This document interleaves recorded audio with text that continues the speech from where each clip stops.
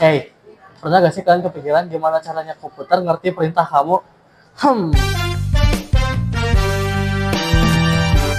Jawabannya ada di operation system atau disingkat OS. Atau dalam bahasa Indonesia biasa kita sebut sistem operasi. Sistem operasi atau OS ini adalah jembatan antara kita dengan aplikasi yang dijalankan dan hardware di dalam perangkat. Tanpa OS atau sistem operasi ini, ya komputer tidak bisa beroperasi. Di era 1940-an, komputer seperti ENIAC diciptakan. Si komputer ENIAC ini tuh berukuran sekamar penuh dan tidak punya sistem operasi sama sekali. Setiap program harus diprogram ulang lewat kabel dan toggle switch. Di komputer ENIAC ini tuh programmer harus datang langsung ke mesin, memasukkan program via kartu berlubang atau pita kertas. Satu kesalahan kecil aja, wajib diulang dari awal. Pada era 1950-an, titik balik terjadi pada tahun 1956. General Motors menciptakan GMNAA IO, sistem operasi pertama yang digunakan untuk keperluan nyata, dirancang untuk komputer IBM 704. Sistem ini memungkinkan batch processing. Pekerjaan dikumpulkan dalam antrian, lalu diproses otomatis tanpa campur tangan dari operator itu sendiri secara terus-menerus. Dan ini tuh menciptakan efisiensi meningkat drastis banget.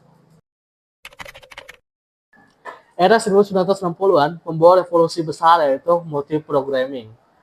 IBM System 360 dengan OS 360 menjalankan banyak program secara bergantian, lalu membuat komputer mulai bisa multitasking. Lalu pada tahun 1969, Ken Thompson dan Dennis Ritchie di Bell Labs menciptakan Unix, yaitu sistem operasi yang ringkas, portable, dan revolusioner.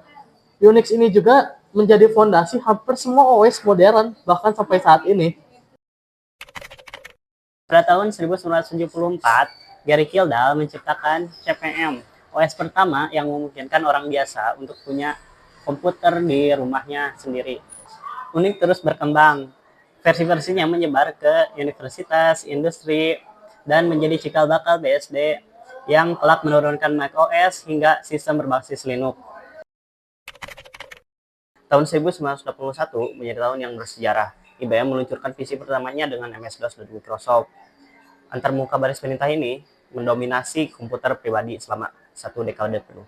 Lalu, Apple mengubah segalanya. Pada tahun 1984, Macintosh hadir dengan GUI revolusioner. Tiba-tiba komputer bisa dikendalikan cukup dengan klik mouse. Orang-orang bisa pakai. Melihat kesuksesan Apple, Microsoft pada tahun 1985 meluncurkan Windows 1. Awalnya hanya GUI di atas DOS, tapi pada tahun 1950 pada Windows 3 barulah meledak di pasaran. Pada tahun 1951, mahasiswa asal Finlandia bernama Linus Torvald memposting pesan di internet. Ia mengatakan sedang mengerjakan OS gratis. Itulah cikal bakal Linux, OS open source yang mengubah dunia. Dan kemudian Windows 95 hadir. Peluncurannya sangat fenomenal, orang antri di tengah malam untuk membelinya. Start button, text bar, dan dukungan internet mengubah cara jutaan orang bekerja. Memasuki tahun 2000-an, Windows XP hadir dengan stabilitas luar biasa dan menjadi OS paling populer selama bertahun-tahun. Sementara Apple merilis macOS X dengan tampilan Aqua yang memukau. Tahun 2007 dan 2008 menjadi tahun yang mengubah segalanya. Apple merilis iOS, Google merilis Android, dan OS tidak hanya untuk komputer. Era mobile telah tiba. Hari ini, sistem operasi ada di mana-mana. Windows 11, macOS, Ubuntu Linux, Android, iOS, bahkan jam tangan, TV, dan juga mobil punya sistem operasinya sendiri. Nah, sekarang kita bandingin OS lama dengan OS modern.